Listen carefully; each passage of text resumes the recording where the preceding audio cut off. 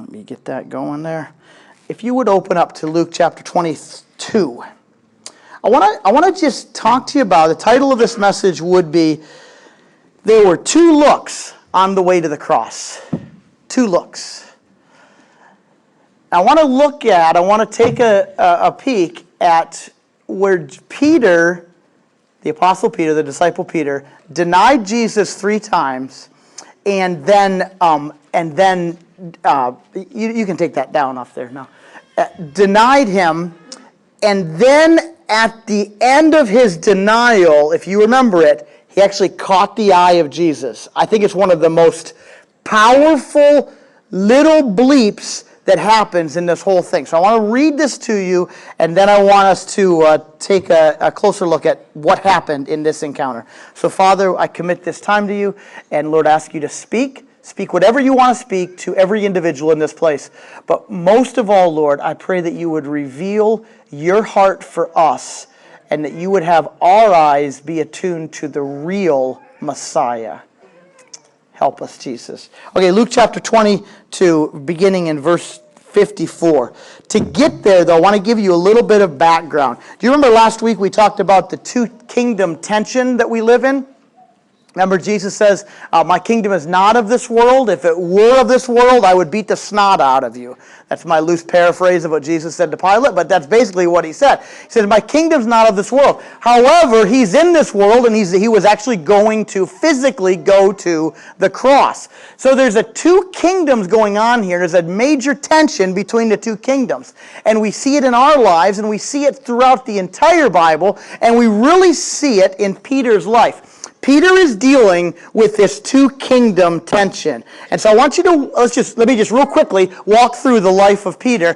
Peter's the one, he followed Christ, right? He's the bold one. He's kind of the leader, the natural leader that's going on there. He's the guy who, when he saw Jesus walking on the water, what did he do? He jumped in and started running toward him on the water. We oftentimes focus on the fact that he sunk in the water. But let me tell you, there are two people in the history of this world to walk on water. One is Jesus, and the other is Peter. Okay, pretty cool, huh? I would like to have it on my resume. Rick Rollin, graduated Penn State, walked on water.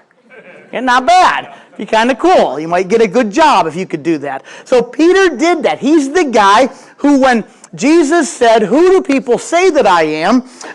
He was the one who said, "You are the Christ, the Messiah, the Son of the living God." And Jesus said, flesh and blood didn't reveal that to you, but my Father in heaven did. So he's the guy who declared that he's the Messiah.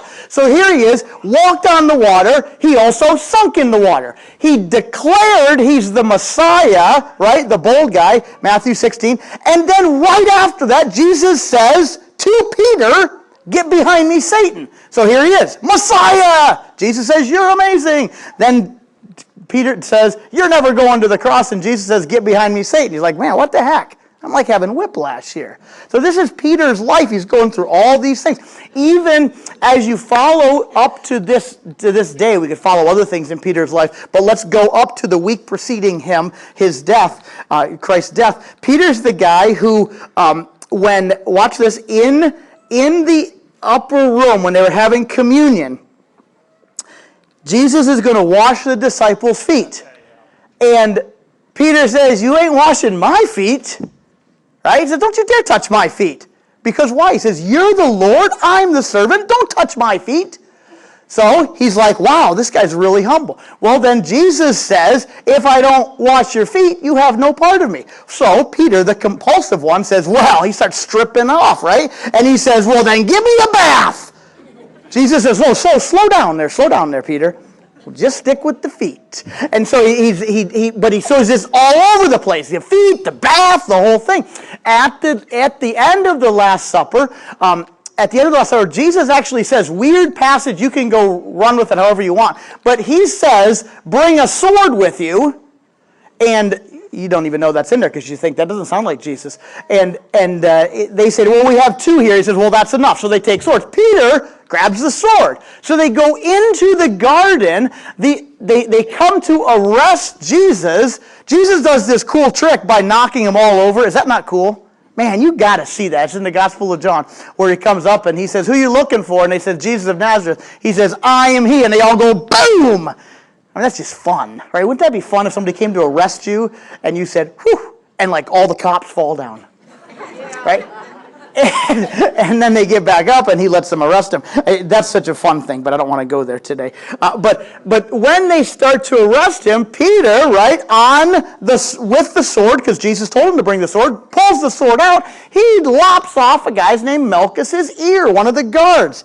Wow, this guy is standing up for Jesus. He's taking on the entire Roman army with his sword. I mean, these guys are the best fighting force in the world, and Peter says, I'll stand with you, Jesus. I got it. And boom, and he can't hit anything but an ear, right? And so he gets the ear, and Jesus says, well, hey, stop that. And now he's confused. What the heck? You told me to bring a sword. Then when I use it, you tell me not to bring a sword. I mean, it's like all of our kids, as we, us as parents do this to our parents. Bring that, don't do that. But you told me to do that. Quiet. Don't rationalize with me. Just do it because I told you I'm your parent. And you guys have never had that issue as parents. But so Peter's a little bit confused. Not only does Jesus tell him to put the sword away, he scoops up the ear and he sticks it back on the guy's head. I mean, when you just think about this week, nobody could make this up. I mean, it's so far-fetched. Just like he's, Mr. Potato Head. The ear falls off, he puts it back on, and so here's Peter like, well, gee, I'm defending you. I don't know what's going on, and all this stuff. And if you remember, at the Last Supper, Jesus actually says to Peter, he says to all of them, he says, everybody's going to fall away from me when I'm arrested. And Peter says, never, not me. I never will. He says, even if I have to die, I'll die for you. And then Jesus says to Peter, he says, I tell you tonight, before the rooster crows, you'll deny me 3 times. 3 times. Peter says, no way. So anyways, that's where we pick up the story. Peter's watching and following from a distance as Jesus is arrested. Please hear this. There's only 2 disciples who are even around at this time. Real easy to pick on Peter here. But you know the 10 disciples are gone. Judas has hanged himself, and the other 9 just ran. John is following quietly, but John is following all the way. John's actually the only one who makes it to the cross. Peter is there following John, but he's there. I think Peter is totally confused. You ever been there? Like, I have no idea. Remember back to like 10th grade math test. You go into the class. I have no idea. That's Peter right now. He has no clue what's going on, and he's completely confused. Watch what happens. Okay, they seize Jesus, verse 54.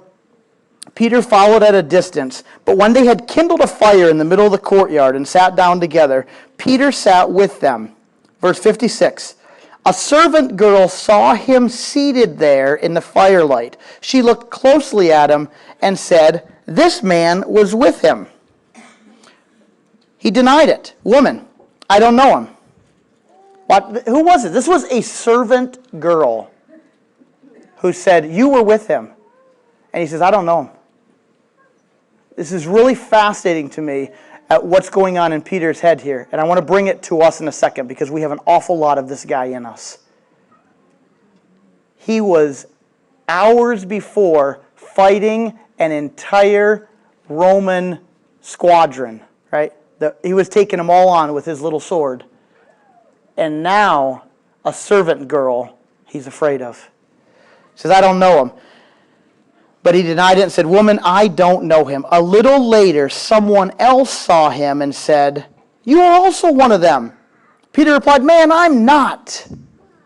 About an hour later, another asserted, and if you follow all the Gospels record this, and they record it as different people, but all the people that confront him are pretty insignificant, powerless people. They're all recorded, none of them are recorded as like a big tough guy. They're all recorded as servants or girls.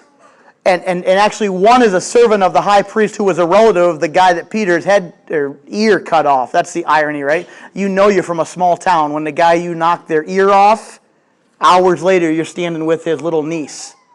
And that's what Peter was doing. So it's very insignificant, zero-powered people that are talking to him. And every one of them, all they do, right? All they did was ask him, do you know the guy? Weren't you with him? Didn't I see you out there? I saw you in the field. You lopped off Uncle Malchus's ear. Right? I mean, that's what it was. It was conversations like this in the dark night. And Peter replied, man, I don't know what you're talking about. And just as he was speaking, the rooster crowed. Verse 61, I think, is one of the most powerful verses in the whole Bible. The Lord turned and looked straight at Peter. Then Peter remembered the word the Lord had spoken to him. Before the rooster crows today, you'll deny me 3 times. And he went outside and wept bitterly. I don't know where all this was taking place, but Jesus was like somehow over there. Peter was somehow over here. And at this moment, their eyes met. He says, man, and one of the Gospels says he called down curses on himself. He's like, man, I call down whatever, curses of heaven and I don't know how you call down curses. I don't even want to pretend to call down curses of myself in case it happens. But he's calling down curses on himself, and maybe there's vulgar language coming out. I don't know. But he is hot. He says, I don't know the guy. And at that moment, he caught the eyes of Jesus. He didn't see the back of Jesus' head. He didn't say, oh, that looks like his foot. Oh, I'd recognize that walk. No, he caught his eyes. Eye to eye, they met. And we all know this. There's something when eyes meet that can either be awesome or extremely uncomfortable. And his eyes met right at this moment. And I want you to see right here, people, that when your eyes meet Jesus, what happens at that moment is everything in your life. That's it. It's not the back of his head that changes your life. It's when you look at him and you see the eyes of the Lord. Everything at that moment, you're faced at that moment. This isn't, oh, I read this and it made sense to me. No, we're talking about that moment when you see the eyes of the Lord, and the Lord, watch this though, there's 2 looks on the way to the cross. One was Peter seeing the eyes of the Lord. What was the other one? The Lord seeing Peter. It's very important that there's 2 looks going on here. Right? It's not just this. We talked about it. I was so glad that it was brought up this morning.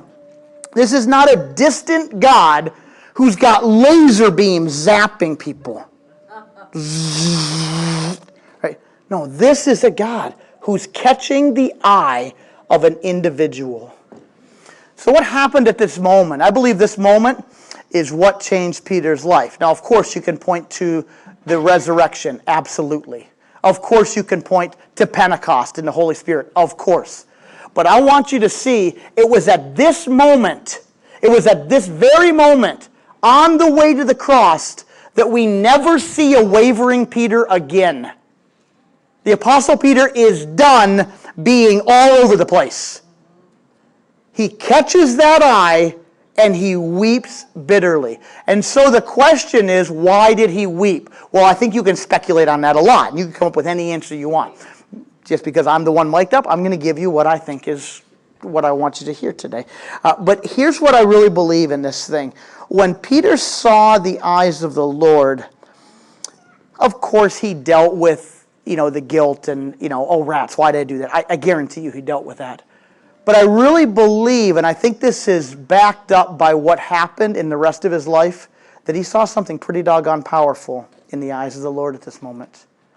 He saw something more than, oh boy, I'm in trouble.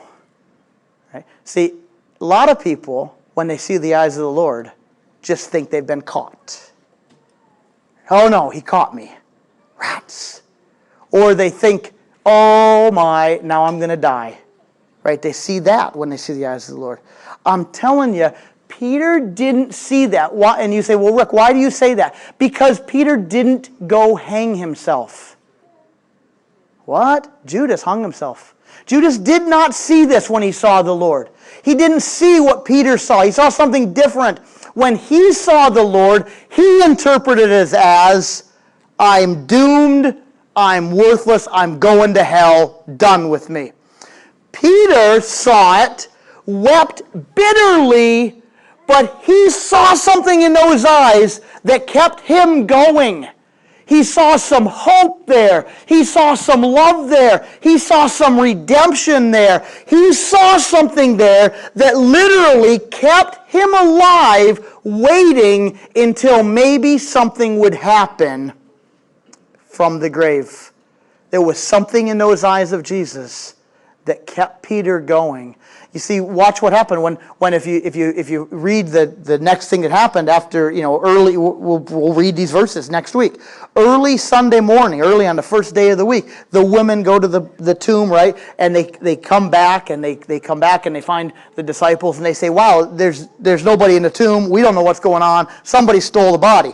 Peter, watch this. The very last time Peter saw Jesus was what? The eyes. It was right there. It was, I blew it, but I saw his eyes. If he had seen the eyes of judgment and condemnation, and Peter saw that he was, and heard that he wasn't in the tomb, and the tomb was that way, which way would you have gone, people? That way. Right? Because I don't want to be near the guy. I blew it. But Peter saw something in those eyes that he wanted to see the Lord again.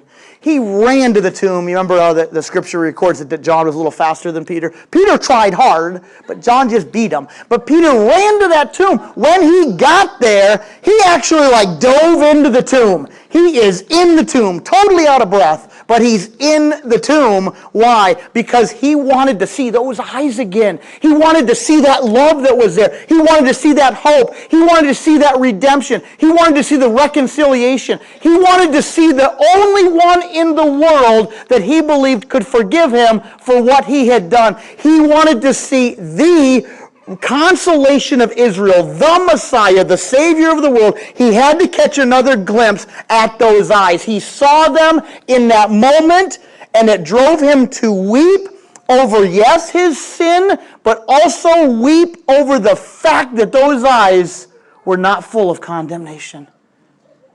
That's why Peter ran to the tomb. That's why he went in. That's why when he saw Jesus, that's why in John chapter 21, when they're eating fish together, Jesus and Peter, he's just in awe of them. That's why he's catch a little bit of the pain of Peter when Jesus keeps asking him, do you love me? Because, I saw those eyes. He just wanted to see those eyes. So I tell you, people, watch this. I want you to catch this today.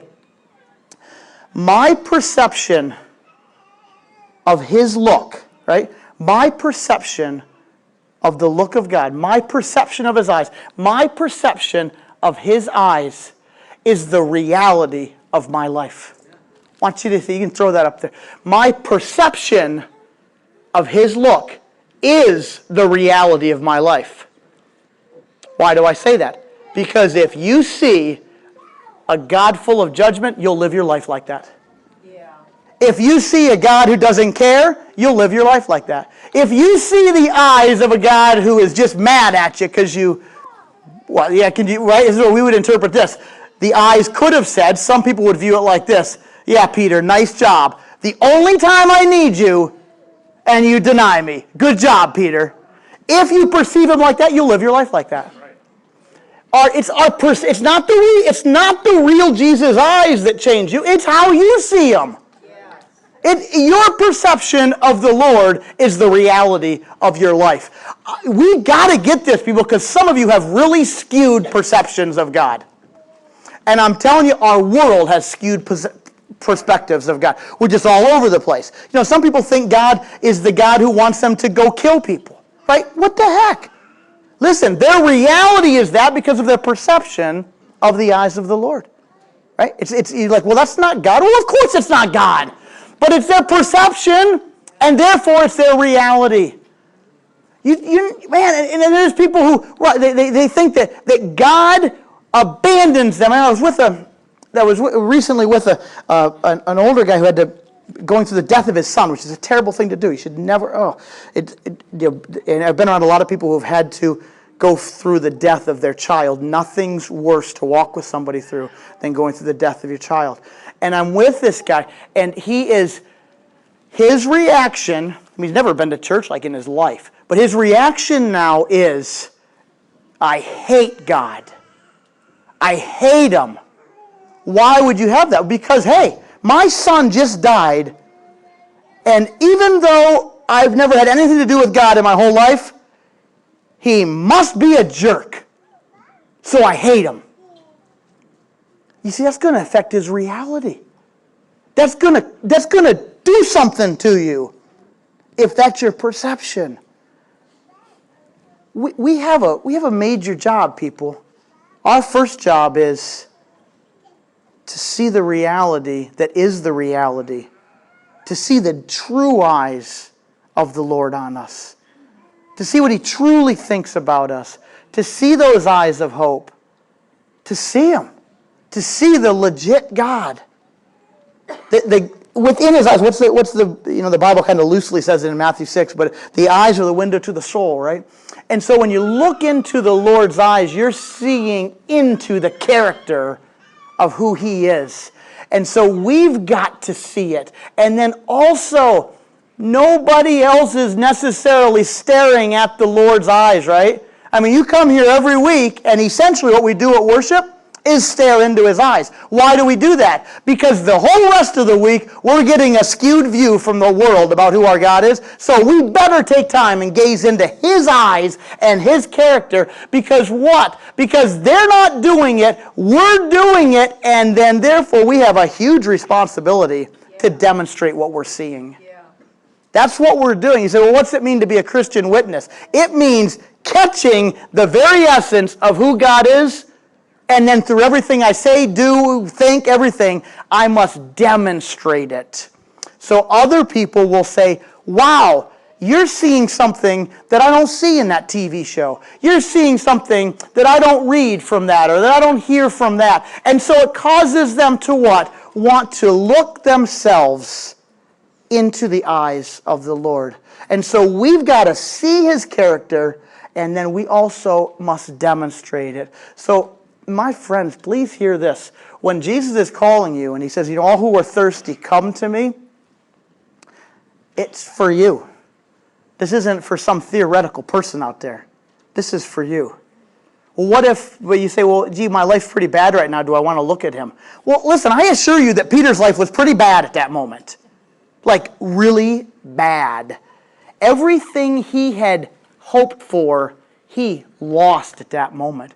You see, when he signed up to follow Jesus, he wasn't looking for the sacrificial lamb, was he? He was going after the king, right? We're coming back. We're coming back. We're going to take over Rome. We're restoring the kingdom. It's going to rock. And all of a sudden, his king is on his way to the death. Everything about Peter's life had been rocked at that moment. It was done. I don't want you to hear this as a moral failure of Peter. I want you to see this as Peter really thought the Lord failed him. That'll mess with you for a little bit there, because every one of us have felt to a degree that the Lord has failed us. So I don't want to say that I'm a Christian. Hey, you felt it. I've felt it. Right? You ever felt like God forgot your back that day? Where were you, God? Where were you? I think it was Liz who said this morning, let's let God determine what he's going to do. And it might be going to a cross. Every one of us would have stopped him from going to the cross. But do you realize not any one of us would have had life if we had stopped him? And so don't think the Lord's betraying you. Just understand he's way bigger and way smarter than us. Then I just want you to see this quickly, and I want to go back to worship here, because there were two sets of eyes that day. Peter's eyes seeing Jesus, but I want you to know that Jesus' eyes saw Peter. He saw Peter. And you know what he saw in Peter? He saw a person that finally was broken. That was finally no longer operating in his own strength. That was finally weak enough to admit that the only thing I can do is weep bitterly. When you get to a place in your life where the only thing you can do is cry, you're probably right at the starting line of when God can use you. You're like, I want to be used by God. I want to be used by God. And really, what's the call? Well, have you died yet? Well, I don't want to do that. Yeah. Well, then you're not quite there. You see, what's Paul the Apostle say? I've been crucified with Christ. What? Yeah, I've been crucified with Christ. Nevertheless, I live. Not I, but Christ who lives in me. So when Peter finally got to that broken place of everything I had hoped for, all of my plans, all of my agenda, everything is done. I'm done. Peter was finished. Everything he'd hoped for in life had failed. And I think there's something in Jesus that said, oh, perfect, you're the guy I'm going to use to start this whole church. So when you're at that place, know it's a good place. The Lord wants you there. Let me just go here real quick, because you know this verse, but I want to just show you 2 Corinthians 16, and you guys can do whatever you want. If you want to, I don't know, if you want to play real loud and drown me out, go for it.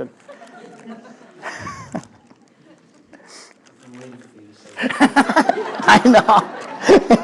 Here comes the old... Oh, there's a lot of stories that go through my head right there. When Ben started leading worship with me, we were working together. Your music, I don't even remember what's that kind of music called. What was that? That really crazy stuff that I didn't like. Hardcore? Yeah, but it was awful. And that was the music they played, and then, yeah, it was great. And I never knew what they were saying or anything. No. Let me just say this. You know this verse, and I want you to see it because this is what the Lord wants you to see today. The verse in 2 Chronicles 16, verse 9 says, "For the eyes of the Lord range throughout the earth to strengthen those whose hearts are fully committed to Him." It's a great verse, isn't it? The eyes of the Lord roam the earth looking for somebody to strengthen. I just want you to see the context of this, because we never know the context of Old Testament verses, do we? We just rip them out and run with them. The context of this verse was King Asa. King Asa was a pretty good king of Judah. King Asa actually did some things that didn't make military sense, and he went to battle and he won victories and did great things for one reason: because he trusted in the Lord. He knew he was weak, and he trusted in the Lord, and he won battles.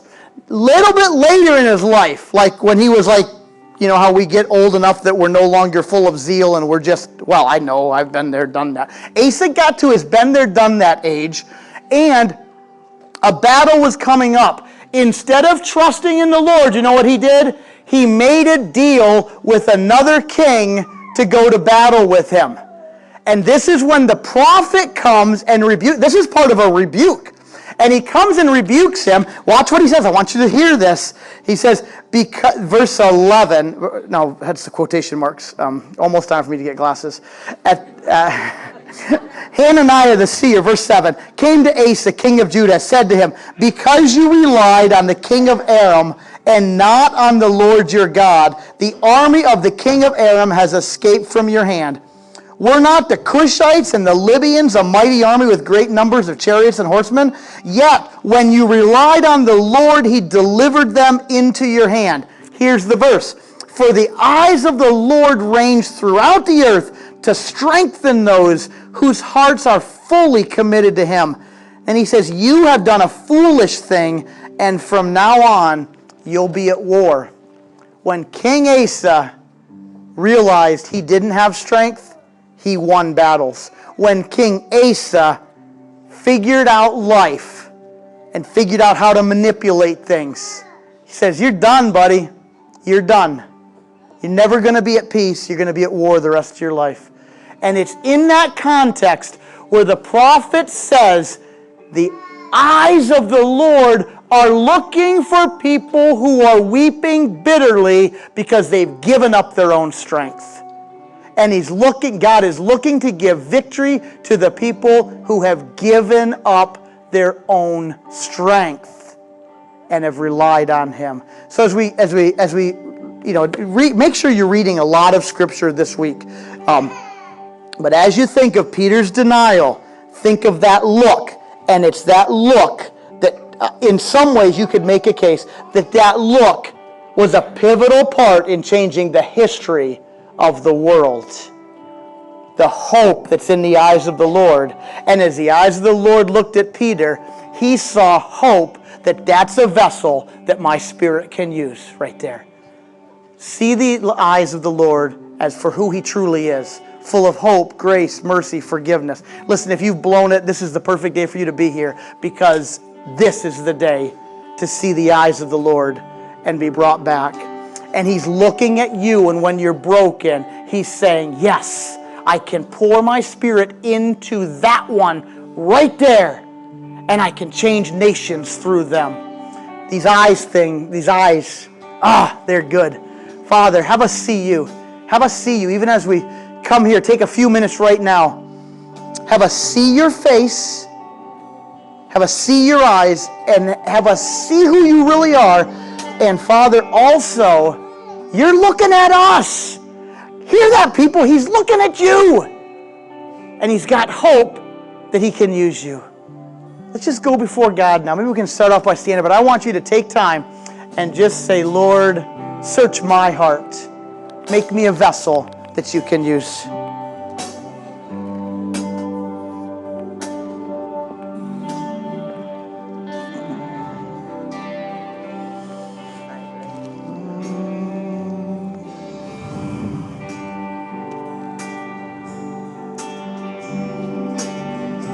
You guys want to stand or sit or however you feel comfortable, just being in God's presence.